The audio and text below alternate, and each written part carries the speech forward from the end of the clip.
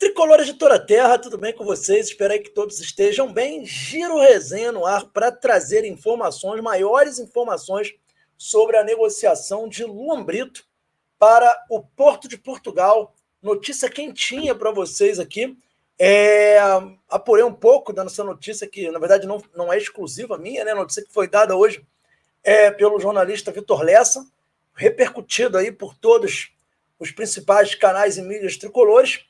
E agora à noite também, depois de muito procurar aqui, de muito correr atrás dessa informação, eu tenho também alguns detalhes desse negócio envolvendo Fluminense e Porto pelo jogador Luan Brito, né, que está na iminência aí de deixar o Fluminense.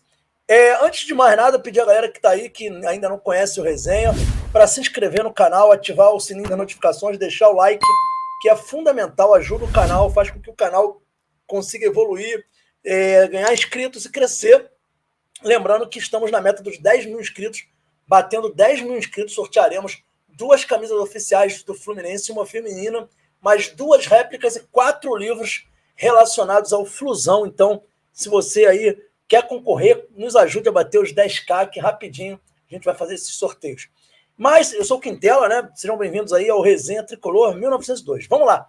Questão de Luan Brito é o seguinte, galera. Deu hoje aí, saiu em todas as mídias tricolores, como vocês sabem, notícia dada pelo Vitor Lessa, que o Fluminense está negociando o Luan Brito com o Porto.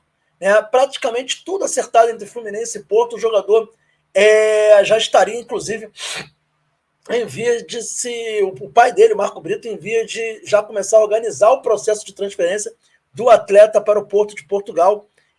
Na notícia trazida, inclusive, parece que o Fluminense emprestaria o jogador com a prioridade de compra pelo Porto. Ele ficaria 1 ano e meio no Porto emprestado e o Porto poderia exercer a prioridade de compra.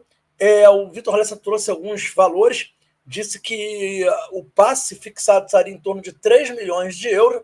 Eu tenho uma informação um pouquinho diferente dessa para trazer para vocês aqui, mas seria essa a negociação. O jogador iria para o Porto por empréstimo, ficaria 1 ano e meio lá, seria a princípio empréstimo, e no fim teria prioridade de compra. Lembrando que o contrato de Luan Brito com o Fluminense vai até o final de 2024, tá, galera? Então, iria agora para 1 ano e meio. Vamos lá, quais são as notícias para além disso que eu tenho para trazer para vocês? Agora à noite eu corri atrás dessa informação, apurei bastante essa informação, procurei contato com pessoas da minha confiança, minha fontes, pessoas próximas ao clube, pessoas que sabem do que está acontecendo com esse negócio da venda do jogador. E a informação que eu obtive para mim foi o seguinte, que ele já está negociado com o Porto. Já está negociado com o Porto. E que, inclusive, ele não deverá continuar na Copinha. Ele deverá deixar o Fluminense ainda na Copinha. Há uma grande possibilidade dele deixar o Fluminense ainda na Copinha. Inclusive, amanhã ele não entrará como titular na partida que o Fluminense fará amanhã pela Copa São Paulo de Futebol Júnior. Então, ele não entraria em campo amanhã, inclusive, e que já está em processo de mudança para Portugal. Ou seja, o negócio está selado, literalmente, segundo a informação que eu obtive. Além dessa informação, a questão dos valores. Isso sim chamou muito a minha atenção. Esse empréstimo para o Porto de Portugal é sem custo. Ou seja, o Fluminense não ganhará nada para emprestar o jogador para o Porto. Tá? O Fluminense terá uma expectativa de negócio, caso o Porto queira, aí sim, comprar, exercer a sua prioridade de compra no fim do contrato. Aí vocês me falam assim, Quintela, uma coisa você ainda não parou para pensar. Se o contrato do Luan Brito vai até o final de 2024 e o Porto quer um contrato de 1 ano e meio, quando chegar nesse 1 ano e meio, o que vai acontecer com o Luan Brito é que ele vai estar praticamente livre, porque o Porto poderá, faltando 6 meses para o contrato terminar, o Porto poderá já comprar o jogador sem nenhum custo. Foi o que passaram para mim. Essa situação que passaram para mim. Aí eu te digo uma coisa. O Fluminense vai, sim, negociar o jogador com o Porto, como eu falei. Só que tem uma questão, galera. Uma questão que é o seguinte. Para esse negócio acontecer, o Fluminense fará uma extensão de contrato até o final de 2025 com o Luan Brito. Isso está no acordo de empréstimo para o Porto. Para quê? Para que quando o contrato de empréstimo estiver terminando, o Fluminense não perdeu o jogador de graça.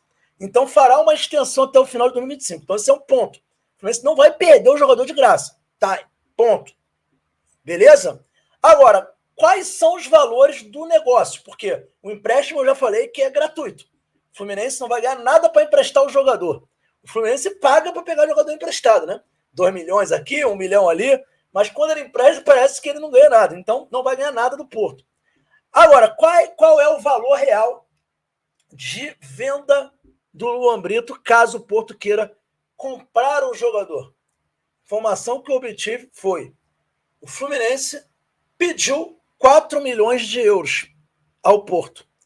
O Porto inicialmente queria pagar 3 milhões, mas aceita pagar 3 milhões e meio de euros. Então, no momento, que falta é definir isso. Tudo indica que o Fluminense vai conseguir 4 milhões de euros. 4 milhões de euros, um pouquinho mais do que 20 milhões de reais, é o valor que o Fluminense vai ganhar pela venda do Luan Brito ao Porto, caso o Porto queira exercer a prioridade de compra. Então, isso é o que envolve esse negócio Fluminense e Porto. O Fluminense não ganha nada para emprestar e tem a expectativa de vender o jogador por 4 milhões de euros ao Porto. E aí, meus amigos, o que vocês acharam desse negócio? O que vocês acharam desses valores? Queria muito saber a opinião de vocês sobre isso. Eu vou deixar aqui a minha opinião para vocês a respeito desse negócio, Porto e Fluminense. Né? Eu trouxe primeiro a informação e agora vou dar aí esses detalhes da informação que ainda não sei se alguém já deu, por isso que eu não estou colocando como exclusivo, porque eu não sei se alguém já deu essa informação, mas é uma informação que eu obtive, exclusiva minha, valores barra trâmite do negócio. Cara, isso não me surpreende. Essa negociação não me surpreende. Sendo bem honesto com todos vocês. Não é uma negociação que me surpreende. Por quê? É um modus operandi do Fluminense. Isso que acontece no caso do Luan Brito, a gente está vendo acontecer com vários outros jogadores, gente. O Fluminense ele optou por um vértice de negócio, por uma gestão de futebol, que ela prioriza a garantia de contratar jogadores que efetivamente são realidade de mercado, e aí jogadores com mais idade, alguns nem tanto, mas para formar o time sim, em detrimento de jogadores que você não sabe se ele vai ou não vingar profissionalmente, que são jogadores da base.